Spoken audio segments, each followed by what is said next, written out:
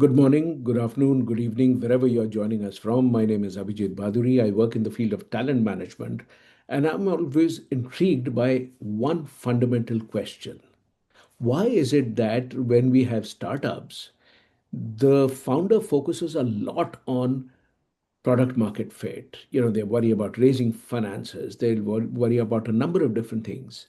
And everybody says that people are our most important resources. Nobody denies that.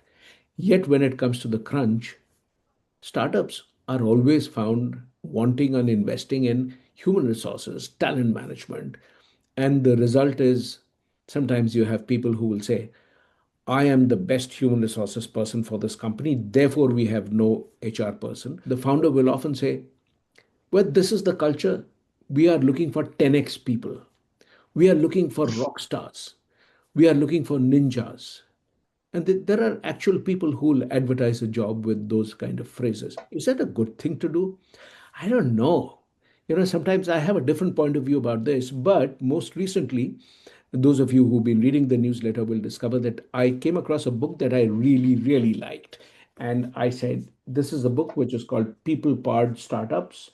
And this is one of the best books I've read about um, how startups should consider investing in HR. And I just thought that I'm going to get you to meet a person who's written this book and who has also worked in large companies, smaller companies, startups, working for himself. So he's done the whole range of things. This is really my guest today. So without any further ado, let me just say, welcome to the show, Saurabh. Thank you for being here today. Were you trained to be a HR person formally, or was it something that you built for yourself? And how did this whole process go? Tell me about your school, college, etc., and then Sure, we'll get down to sure, your work experience. sure, Abhijit. So I'm a Fauji kid. My father served the Indian Army for almost 40 years, which basically meant that I did my 12 years of schooling from 10 different schools all across the country. Uh, Back then, I used to crib about it a lot because no friends. I don't really have school friends to talk about because I didn't spend a lot of time in any one school. But what they actually did was created deep appreciation about the diversity of the country itself and the uniqueness of a country. I'm an engineer by background, did my engineering, did my a few years of coding, software coding for a few years, and then got bored out of it. And that's when I was preparing for my MBA exams, and XLRI happened, and I ended up specializing in HR. It's been about 18 years now. So I did get formal education in HR from XLRI. And I take great pride in saying that whatever savings I had from my software coder days, I spent in funding my MBA at Excel, which also meant that, because I had pretty much, I ended up using all my savings, I didn't miss any of my classes at Excel, right?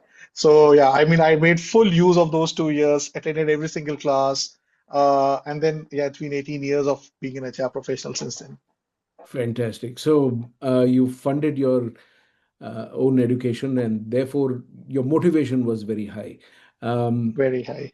does it also apply in the world of work that a place where it doesn't pay you enough gets you to be far more motivated because now you're trying to work harder and harder? Is that true?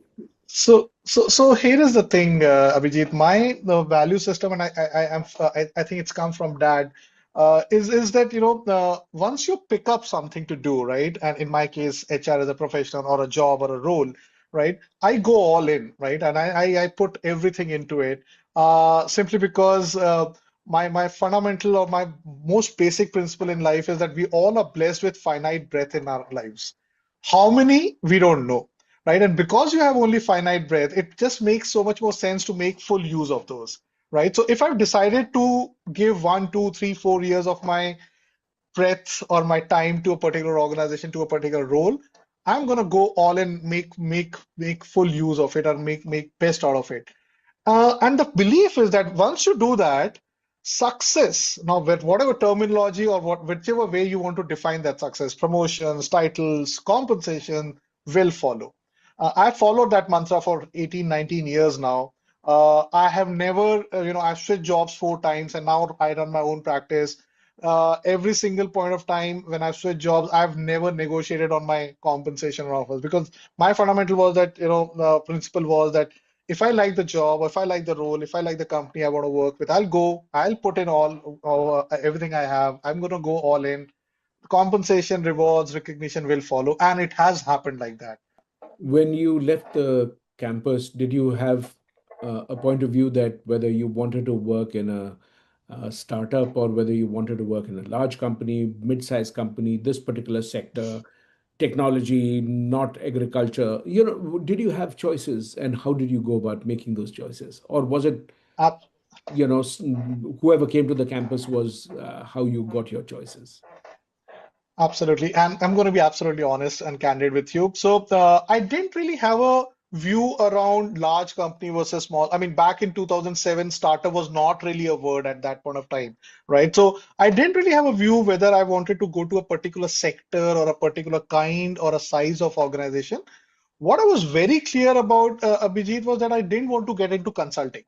I wanted to do line HR. I wanted to be an HR practitioner, whether in plant or in corporate. But so the only thing which was very clear in my mind that I would not go into consulting.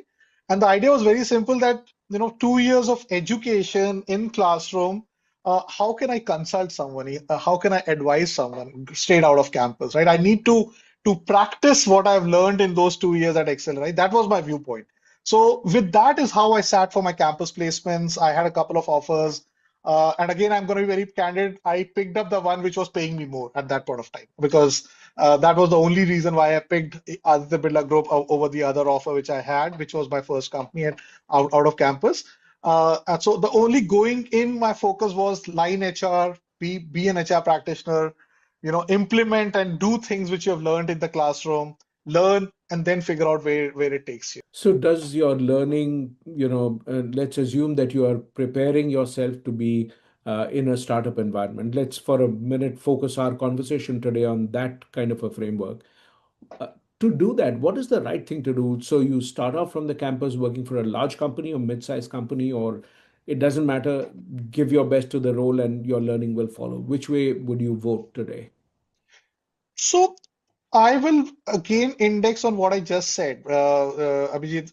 To start, when you get out of your campus, it's important to start implementing, start practicing what you have learned and go all in, right? Yeah, if you have a choice, then honestly, now with about 15, 16 years in startups, if I were passing out from college today, I would index on going to a startup than a large organization. That's my personal choice. Maybe I'm biased because I've been in the startup ecosystem for 15, 16 years now, and I have reasons for that, which I can explain.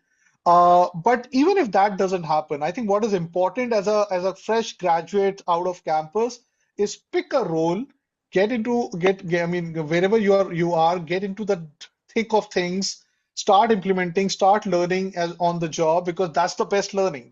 I mean, so and then keep building on top of that. That's what I would end up doing. But if I have a choice now, I will go to startup. I would love to start my career with a startup because it just allows you to experiment a lot more. It allows you to start doing things which you have learned in your classrooms a lot more than maybe a large organization where things are far more well defined. Again, as I said, my personal choice, But personal I take on will sort of share a slightly contradictory point of view on this because I believe that when you are going into a setup where you are going to a B school, you are trying to learn about stuff. The focus on that should, in my view, be completely only theoretical. That's a very strongly held view I have had. I think the world sort of it. treats theoretical knowledge unfairly because it's only when you read about the theory in as much depth as possible without worrying about how you will start to implement it. That's for you to figure out. You Yeah, have to start looking at because let's say when you go to a B school, they cannot prepare you for working in a startup, a mid-sized company, consulting, telecom. They can't do that they can't do because then they will have 50 different versions of the MBA program. But when that. you get an overall solid education, you are beginning to learn that here are 20 different ways in which you can design, let's say, an incentive system. Now, whether you are designing an incentive system for medical representatives or people who are selling technology, that you will perhaps learn and figure out. So, Absolutely. yeah, so that's how I would believe your work, you need both, because without that theory, and people are today in many places very apologetic about being theoretical. I think it's important because then you Oh, yeah. understand. Imagine a doctor who says, I have a feeling your liver is somewhere in the zone. I mean, it's broadly here with plus minus 1 feet. Right. I would feel very Yeah. worried about going to such a person. So you want somebody who Yeah. knows exactly that, is able to Yeah. now understand the context. So that's one place where I would Absolutely. disagree with you. Would you? Let me stand corrected. What I meant was, I'm not saying that I'm going to replace. I would like to replace my 2 years of education with a startup experience. What I meant was that once I've got my fundamentals in place, I've gone through my courseware at MBA at Accelerate. Back then, I didn't have a choice. I didn't have that visibility or maybe understanding as well. It's all hindsight now. What I'm saying is that once I've understood theories and the fundamentals, which are absolutely critical, completely agree with you. Uh, uh, Post campus, if you ask me today, if I was coming out of campus, would I prefer joining a large corporation or a large organization, multinational, versus a startup? I would join a startup. That's my personal take. Uh, and I didn't mean to say that, oh, I will replace startup with 2 years of MBA. No, no, no. That is absolutely critical. I owe, if I may say so, I mean, almost everything which I am doing right now, because those 2 years of my time in XLRI, where I did not miss a single class, learned from some of the best profs out there. But what I wanted to say was that post that, I would now, in today's time, if I were to pass out from XLRI today, when there are options to get into startups versus large organizations, I'll prefer going to startup. I may be biased because I've been in that world for 15 years now, but yeah, No, that's how. and this is what has actually, it comes through in the book that you've written, Yes. because what I kind of thought is, this is like a really nice book because it tells you, it gives you a point of view about somebody who has seen a large organization, maybe a mid-sized organization, and then also worked in the startup where, from at least that's the impression I got from the book, that you've built a lot of things from ground up. So I want to get started on the second sort of segment that I want to drill down on. Tell me about, how did you start to make sense of what HR should be in a startup world? Tell me about that thought process. How did you Yeah. figure that out? What comes first? And why don't people invest in HR in the startup world? Right. So let me start with the second part of your question, which is like why people don't invest in HR upfront, or entrepreneurs, and most of the entrepreneurs and leaders and founders are take some time before they warm up to HR and people practices. I think fundamentally, and I think you touched upon that in your introduction as well. When you're starting a business, when you're setting things up, the first question which you need to answer is the continuity or the longevity of that business itself. Sure. If the business itself is not going to sustain, what are you going to do about it, right? And it is a huge amount of risk which entrepreneurs take. I mean, it's very well documented and all of that.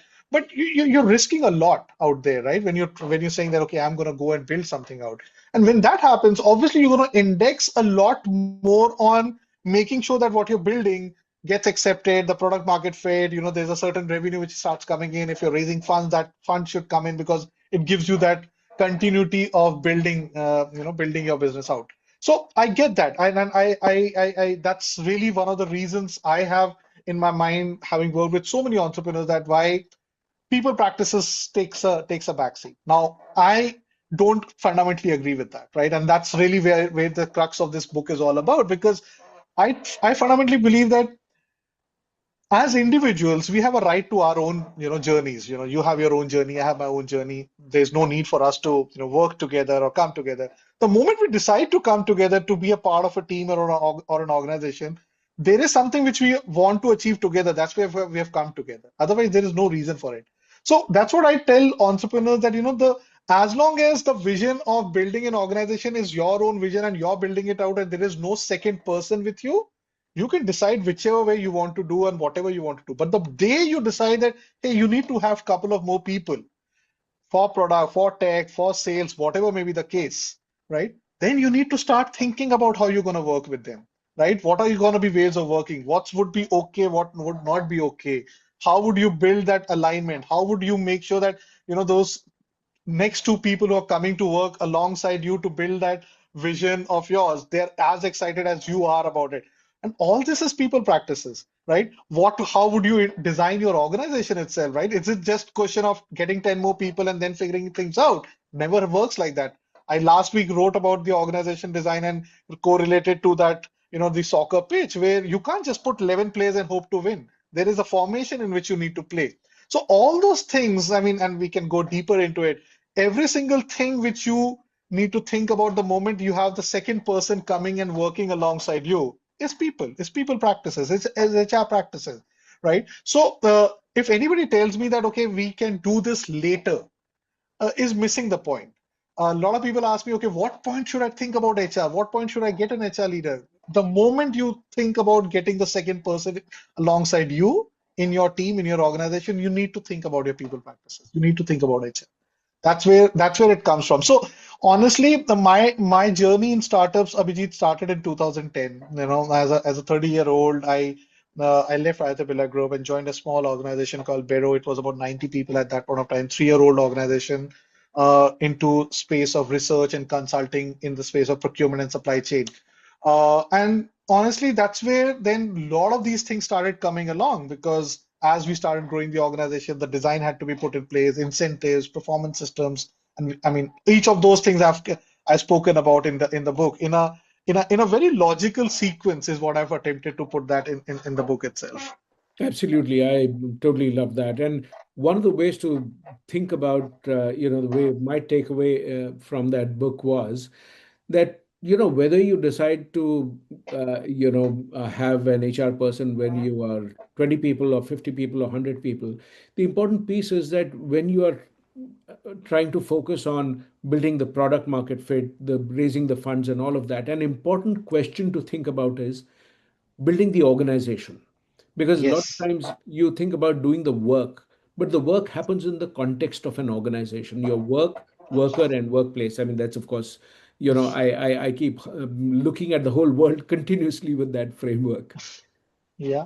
So So Abhijit, actually, if I may add to that, right? And this is where my coding brain starts working, right? So back then, and I'm talking about 23, 24 years back now, when we used to write a code, right? A client request comes in, or you need to build a new module or a new feature. hmm, You will never write a code unless you put the design on the paper, the flow chart, the design, right? There is no way you can write. I mean, yeah, you can attempt to write it, but invariably you will get stuck, right? So once you have a design in place that, okay, listen, this is how the data is going to flow, this is how the other input is going to come from the user, then they will interact, and then there's an output which will going to come through after a certain computation. Then you replicate it using a coding language, and then you write a code. Same, I mean, and you can pick any example in engineering or any science for that matter, right? The Germans don't build a car until they design it on a piece of paper, right? Same goes for organizations, right? You cannot build an organization unless you get the design right, unless you think about the design. The moment you say, okay, listen, now I've figured out a product market fit, I'm going to grow, get me 50 more people, you're doomed. It just cannot happen like that, right? So you need to think about that, okay, from 1 to 10, I'm talking about it. Why 1 to 10? What are my design principles there? How are those 10 people gonna get split up across different things which I want to do now, right? How am I going to define my roles, responsibility, how they're going to interact with each other? I think unless you focus on that, you're not building an organization which is going to last long enough. That's really how I think about it. yeah, one of the metaphors as you were speaking, in my mind it was that, the furniture that you have in a hostel room, college hostel room, and it's that you have very basic furniture. You have a Hmm. table and chair, and you have a cupboard to store your clothes, and you have a bed. It's three pieces of furniture. Uh, Now you could say that the same furniture, if it's just going to be five people living there instead of one, suddenly it changes the configuration of how it'll be used. What are the Correct. challenges? How are you going to make that decision? So your layout must change based on that. So Yeah. And then, of course, as the thing expands, so maybe you are going to build a house which has got 3 bedrooms. That changes your furniture, it changes your usage of space, Everything. it changes, yeah, all of that. So I'm going to hope that one day you will write a book about org design, and then we can all learn from some of the stuff that you have discovered. So yeah, Absolutely. Would love to do that. Yeah, I think it's in my bucket list. I'm sure it's gonna happen someday for sure. once you start teaching it, then the book will happen by itself. The book is a byproduct of all what you teach. So, Yes. so that forces you to think logically. I'm going to now move into a far more tactical question, which is that as you are the HR person of a startup, what are you what are the questions you are asking today? You have walked into the office, you've been told this is your job, you are the HR person, figure out what you need to do, and it's limited budgets. What are you going to start asking questions about, and what are you designing? Right. So, Abhijit, 10 out of 10 times, every single startup that I've worked with, right, as a practitioner or as an advisor, all right, the first and the question or the first problem statement which gets thrown at an HR professional is get us the people, get the team in place, get the hiring in place. And I mean, rightly so, right? I mean, you're growing the organization, and if you grow the organization, you need to have your team in place. Uh, my fundamental question, and obviously, as you rightly said, resources are always going to be limited. I mean, that's how the a typical startup is defined, comes across. Uh, I always start with, and that, again, this is learning over a period of time. What is the current state of our business? Where are we? What are we doing? How much are we earning, if at all we are earning? Where are we looking to go from here, 6 to 12 months down the line? And that why I say 6 to 12 months down the line, because that's really the vision invariably you have in an early stage startup. And right now I'm restricting myself to an early stage startup. So 6 to 12 months, what's the path and what is the growth we're talking about, right? What are we indexing on? Now, in order to do that, what is the kind of organization you need? That's the design which I'm talking, organization design, right? So I refrain from going down the path, and again, this is learning over a period of time, wherein the moment somebody says, listen, we are at X right now, 12 months down X revenue, 12 months down the line, we want to be 5X of revenue. And then the moment the correlation goes in the direction we are Y right now in terms of our team size, so X to 5X means Y to 5Y, right? That's recipe for disaster because I don't work like that, and no organization works like that. Actually, it should work like that. So what to me is X to 5X journey, you have Y set of people, certain set of people. What would it take now to reach to 5X? In terms of capabilities, in terms of skills, in terms of productivity gains, in terms of automation, all those things when put together, then it should tell me, listen, this is the kind of people, this is the number of people, and in these different roles in this design is what you need. So that's where I always start from. As an HR professional, going into a startup organization, that's really where you need to start from, because then you go into the market and start hire. Because then what you're doing, you're hiring based on a certain science, certain design. You're not just hiring left, right, center. So I will always start from there. That's my starting point in any startup that I work with. Even today in my own practice, I've been running my own people practices firm for 14 months now, Abhijit, and every single client I work with in the startup space, that's where I index. That's what I start off with, right? No matter what the founder or the CEO or the entrepreneur tells me that, come fix my culture, come fix my performance system. Invariably, what happens is first you need to first start fixing that. What's your org design principles based on which you're going to ramp up your organization in order to achieve the growth which you're envisaging, and then everything else follows after that. So that's really my starting point. As you are looking at the business growth, you actually have to also understand what is going to drive business growth. Is it going to be automation? Is it going to be people? Is it going to be, because some of the businesses need raw feet on the street to make Yes, it grow. Some businesses don't need feet on street, they need automation. So, right. in the similar way, you need, let's say, to expand to a geography before you can actually start to unlock growth. There can be many reasons and assumptions of growth. What Yeah, is that? That is one of the ways in which yeah, you would get sort of start working on the yeah, org design. What is the yeah. next step? When you start to build a organization, you are looking for people, you don't have a brand. Does brand come first, or do you start hiring and then you build the brand along, and or they are not correlated in your mind? How would you describe? Goes hand goes hand in hand, Abhijit, is how I look at it, right? Because uh, in a startup, obviously you don't have a brand, but what you have is a dream, if I may use. I mean, I'm gonna pick on your name of your newsletter now. You have a dream, which is, that you're gonna create a unicorn. At least in India, that's really how it gets, right? But you have a dream which then you need to sell. I mean, I'm going to be using very layman terms here because ultimately, because people don't know you, right, or know your organization, know your name, it's incumbent upon you to start selling that dream, start talking about that dream, right? And why that dream is different, how that dream has the potential to become so big. And then as you do that, and as people come and join you, and as you start going through the journey of building that dream out, the brand starts evolving, right? So to me, that's really how it works, actually, to be honest. You can't. I mean, it's a recipe for disaster for if I were to say to the entrepreneurs I get to work with, कि पहले, let's build the brand. I can't hire until we build the brand. It just will not happen like that. So one thing which I will definitely add is many times you may not have the brand of the organization, but you may definitely have the brand of the individual who's building that organization, which is really the entrepreneurs and the founders. So you try and index on that, right? But invariably, it is really that story, that dream which you are putting it out there into the world, and hope that some people will buy into that or will get excited about it, come work alongside you, take it to a certain level, and then continue building the brand story around it. Saurabh, this is a perfect time for me to put a short plug for my newsletter, Dreamers and Unicorns. You referred to the dreamer becoming a unicorn, this path of growth. That's my weekly newsletter on LinkedIn. So, thank you very much for mentioning that. I hope the listeners will also find a lot of wisdom, because, some of the things that you're talking about, I want to put it down also for people later who can come back and either watch the video or to learn from the Sure. articles that are potentially a trigger from our conversation.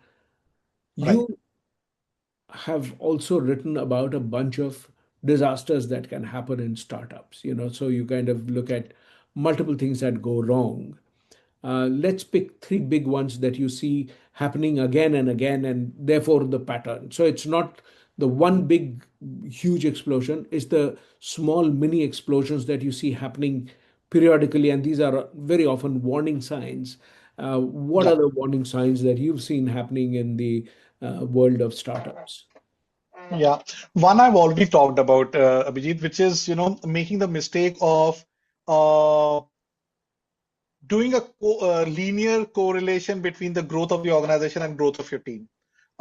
Sometimes it works, but the moment you make that as a default, that's recipe for disaster, right? Because you are obviously ignoring the fact that people can upskill, people can become more productive, they can be automation. I mean, there's so many things which you can do with lesser number of people without, linearly increasing your team size. So that's to me is number one big mistake. Second, I believe that, this entire talk about when do I start thinking about building culture in the organization, right? I think that itself is a wrong statement, right? And why it's a wrong statement is, again, going back to what I just said. As long as I'm the only person, building on my dream, which I have, I mean, I don't need a culture. The moment I have second person coming and working alongside me, right? There is a certain ways of working which needs to evolve. In fact, I some very rarely use culture as a term because I believe culture and strategy are the two most abused words in the corporate world. So I I typically say you instead of culture, I say ways of working, right? So when people come together, there is a certain ways of working which will evolve, right? There'll be certain things which will be okay. There'll be certain things which will not be okay to work when you're working together. Now, as the leader of the firm or the entrepreneur who's building this out, it is incumbent upon you to have one eye on as you're building that team out, as you're building your organization, bringing people in to figure out that okay, what is the ways of working we're going to work together. Because if you don't do that, it will evolve on its own. It will evolve. There is a certain ways of working which will evolve. Now, if you figure it out over a period of time, hey, listen, we have certainly become too siloed. communication channels are not there, right? Or what I'm thinking is not percolating down the team. The problem is that because you've not defined your ways of working, right? So I fundamentally believe that as entrepreneurs and in startup journey, you need to start focusing on culture the day you get the second person into the team, number one. Second, that culture or the ways of working needs to evolve as your organization evolves, right? So if it's you and me, Abhijit, working together, our ways of working need to evolve the moment we are 100 of us in five different geographies. It cannot be the same, right? Correct. So I think as an entrepreneur or as a founder of a startup, uh, it's almost imperative that you think about your ways of working of your organization in parallel to the growth and the evolution of your organization itself. Because if you don't do that, something will evolve which may or may not be what you want, Mm. which may or may not be the most productive way of working in your organization, right? So so that's the second one. I just feel that it if you don't do it, someone else who's coming into the organization will do it for you, and you may not be okay with that. So that's the second one. Third one, I would say the is somehow I fundamentally believe this entire notion of when do I need to start focusing on HR? I have said this is again flawed. You need to start thinking about HR from the day you start building out your team, right? Again, I'm perfectly okay if there are founders who have a certain liking for people practices, HR practices, and they want to do it themselves. I'm perfectly okay with that as long as you're doing it, as long as you're thinking about these various things which we have already spoken about till now. But to say that, I get very, very jittery when somebody says, Saurabh, when should I hire an HR person? We're already 100. You're already behind. You're already catching up. Some of my toughest assignments have been, Abhijit, when the organizations are already 100, 200, 500 people, and I go in, whether as a practitioner or as an advisor or now as as Pro Growth People Solutions, my firm. And then now I have to start fixing things up, whether on the culture side, whether on compensation strategies or design, ESOPs, performance systems, because I'm catching up. I'm literally catching up. There are 500 people out there in the organization, and you're now wanting to fix things up, right? So, uh, to me, that's a disaster. If you're thinking that you will bring in an HR person when you're already 100 people, and then some magic wand will fix it for you, it's not going to happen. It will happen. It may not happen in the time frame that you thought that it's going to happen. I So will those, sort of rephrase what you just said. These couple of things. I think I will describe this in the format of org design as well, because what the way I think about it is you have to look at, it's like user experience design. In hmm, some sense, you are looking at user experience for the product. You also have to look at the user experience of the employee. So customer yeah, and employee, these things should mirror each other. You want the customer to get attracted to your firm and want to buy into the firm. You need to get the talent to buy into the firm and sort of stick with it. So it's that. yeah, Also, I will just insert another dimension, and maybe what you said is implicit in that, which is when you are designing the firm and looking at growth, that okay, in 12 months we are going to be 5x. At that point of time, to actually start putting together, one of the things I always advise is, what does the org structure look like, and why does it hmm, look like this, why not something else? And then yeah, you are assuming, one of the pieces that very often gets overlooked is you're creating the org structure, you're putting those little boxes and connectors and all that. Very often you need to start adding the skills you will need to build and invest. yeah, We are assuming that the finance person who is going to have 20 people there in 12 months, these 20 people all are are they working with two people managers? Are they working with five people managers? Is it teams of five versus four? How will those meetings happen? Also, then what do we need to build in as a yeah, process that yeah, makes sure that people get informed quickly? What makes yeah, sure that if there is a disaster, that we are able to group people together? So all those if and then, the design questions, I think that yeah, whole canvas of org design becomes far more critical in the early phases oh yeah, of designing that. yeah. What are some of the I things? Yes, I, sorry. I want to add one thing to what you just said, and again, very close to my heart, right? And somewhere in the introduction, you did mention this. Every single person I've worked with wants top talent to be hired for their organization, for their team, right? Okay, that's perfectly okay. You want to have a top talent join you. No issue with that. Problem is when you don't define what top talent is for you, right? And even bigger one is that as your organization grows and evolves, the definition of that top talent also needs to evolve, right? So for a 10-member organization, a top definition of a top talent in finance, I'm going to use finance because you just now said finance, is very different when that same organization is 1,000-member organization going for an IPO or going for a fundraise for that matter, right? Now you need to be able to figure that out and you need to have an eye on that, that okay, the definition of talent or definition of that person for a particular role, for a particular function needs to evolve as your organization evolves as well. Just by merely saying that you need top talent, it does not fix it for you, right? So, I mean, just like what you said, I'm just Oh, no, building on top perfect. of I you mean, said. and you use a very interesting phrase. I, of course, wrote a book called "Don't Hire the Best." That is not Yeah, a endorsement for mediocrity, but I think one of the pieces that very often I've seen going wrong is you hire people for competency and you fire them for their personality. It's such a correct. common recurring theme. So I used to work for a place which always used to say that just don't ask me for details. Just hire a rock star. And I'm allergic to terms like rock star, ninja, all Yeah, of these, because this is a recipe for a disaster. It's a time bomb ticking, because your definition of a rock star and mine will change depending on who we are talking to. The new correct. CFO who comes in may have a very different notion of who is a rock star.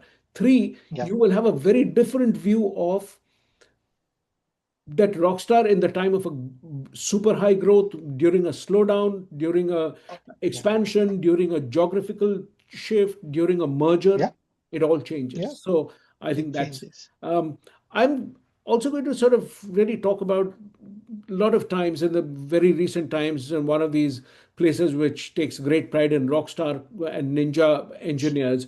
We've seen that there are mental health issues that come up because in some of the startups, I've seen that there's a young engineer who sort of decided to do self harm because of the toxic culture and the work pressure. This whole business that a lot of times companies say that in a startup, you have to work 24/7. What's your view on, is that a culture? And they say if you want to work in a 9 to 5 job, go work in, an established large firm with, 70,000 people. They'll have 9 to 5 policies. This is a startup. You can't work 9 to 5. Is that true? Yeah, so here is the thing. The Abhijit, the problem comes not because companies say that you have to work 24 by 7. The problem comes because you don't say it transparently, right? You set or you portray or you give a certain storyline which is completely different from what is inside the organization, right?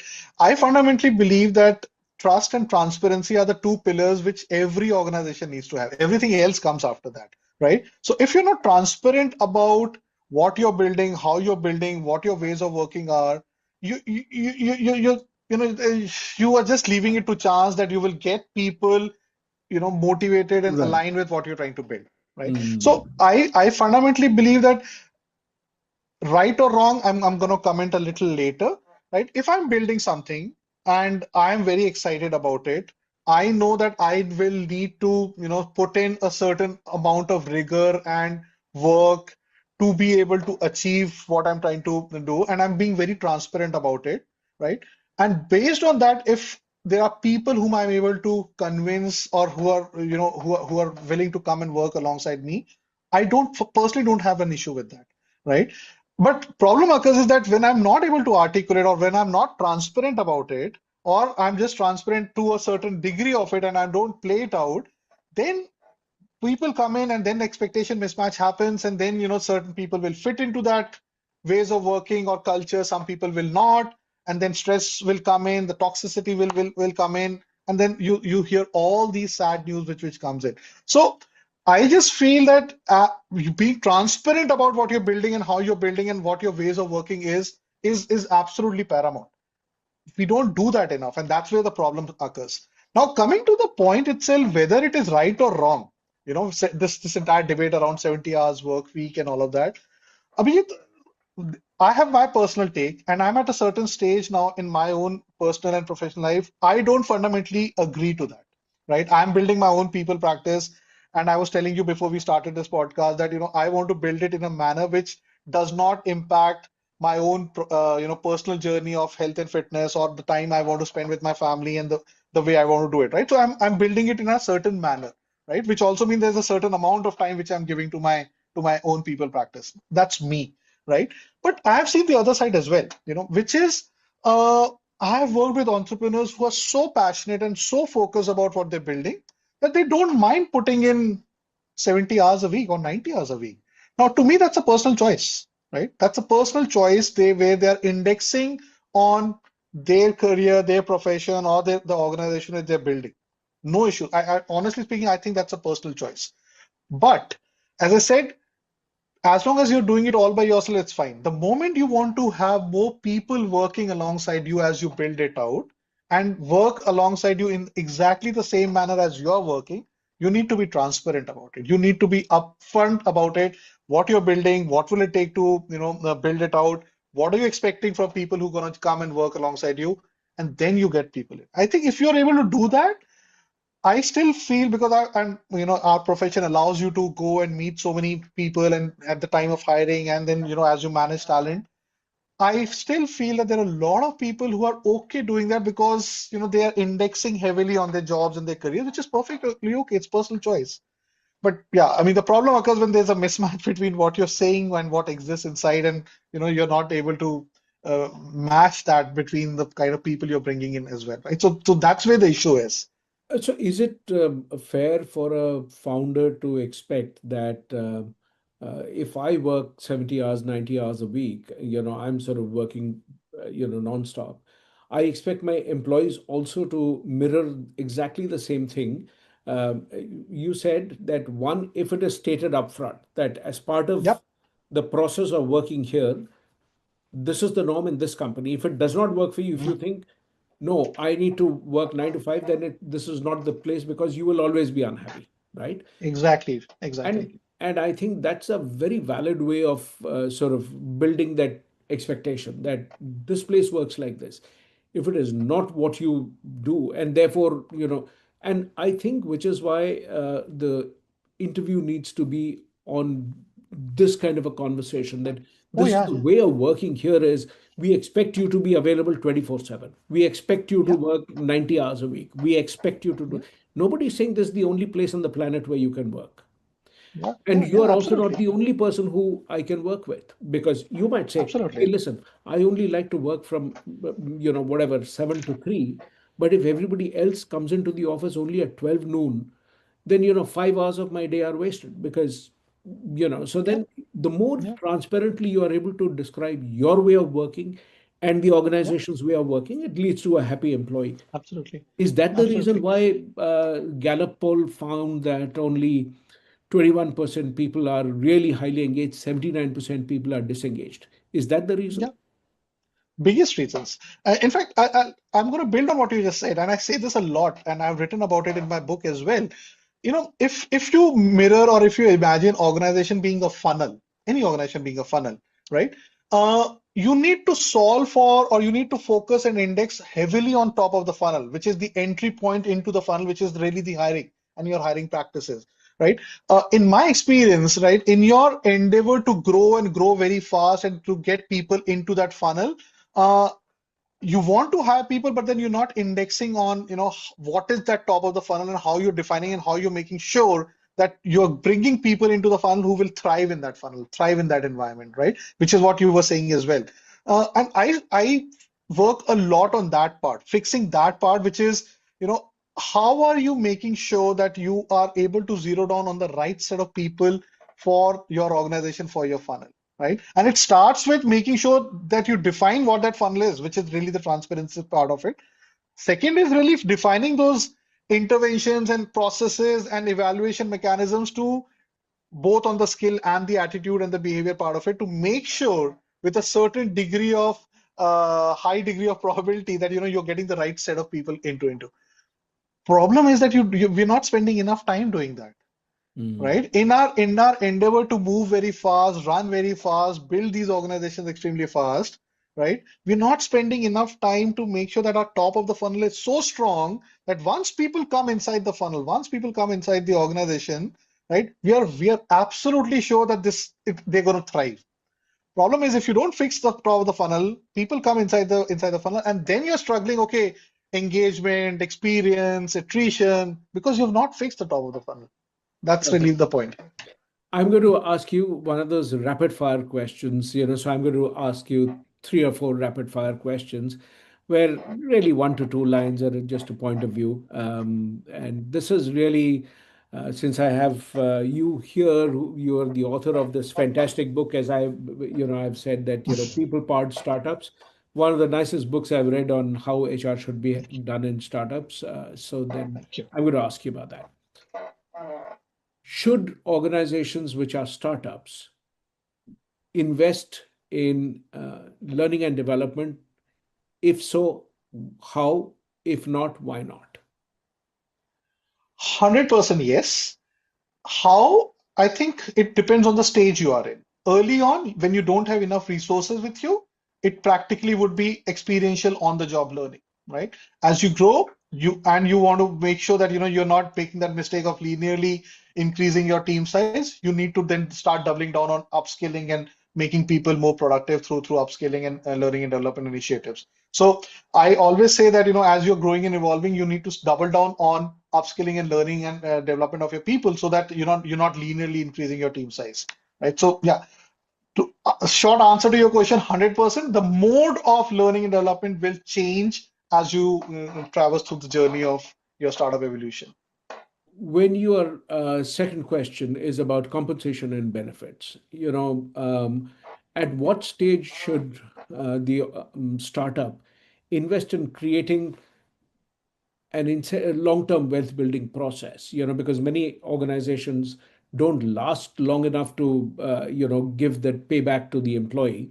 So should the employee, if you are an employee going to work in a startup, should you focus more on your compensation, which is your monthly salary, or your incentives, or your RSUs or options? Which of these? Yeah, so if I look at the organization lens, it just makes so much more sense to have your long-term incentive plan or your ESOPs right up front as you start growing your organization, as you start building people. Two reasons for that. One, very tactical, which is because you have limited resources to give as cash, right? But more important, and honestly, that's what I tell entrepreneurs and when I work, ESOPs is not because you're just trying to save cash, right? Or you conserve your resource. ESOP is also more importantly because, as I said, you don't have a brand. You're trying to sell a dream, right? And when you're trying to sell a dream, the only way that dream is gonna get, weight behind it is when you're gonna say, hey, listen, you're gonna have a stake in this dream. And that's where the ESOPs comes in, right? So I fundamentally believe that from an organization perspective, it is almost like a no-brainer that you need to have your equity scheme or equity plan or your long-term incentive plan right from the time when you start building out your teams. Right now, as an employee, if you ask me, now that's where it becomes challenging. Uh, Depending on what stage of your own career you are in, right? So if you're at a stage where you're just starting your career, right? Uh, and rightly so, cash will be far more important for you than a long-term incentive because you're not, at least in India, I can talk about, you're not thinking about a 10-year journey with the same organization. It just does not happen nowadays, right? It's a rarity when you say somebody has spent 5 years in an organization, right? So when you're at that stage, when you're starting off, when you're early part of your career, cash becomes far more important. Also because invariably you'll have loans to pay for, you will have EMIs, education loans, and all of that. So it's a no-brainer that you will try and index more on cash than on equity or long-term incentive plan. But then the moment you reach a mid to senior level and you're ready to punt on a startup or on a dream which an entrepreneur has, then I think it becomes that much more important that you have a skin in the game, and which comes from equity, right? So my advice really, and that's why my experience has been that the moment you reach a mid to senior level of hires within the startup ecosystem, people are more accepting towards, or in fact, they're more looking forward to an equity-based compensation scheme. But the junior levels, when you're hiring entry levels, it needs to be more indexed on cash because that's what they're looking at. Saurabh, thank you so very much. It's just it's amazing how much we've packed in this conversation. But it only tells me that we need to have people like you do more of writing. And I absolutely advise people that you must read Saurabh's book, which is The People Powered Startup. I loved that, and I've written a review of that, but also follow him on LinkedIn and his terrific newsletter.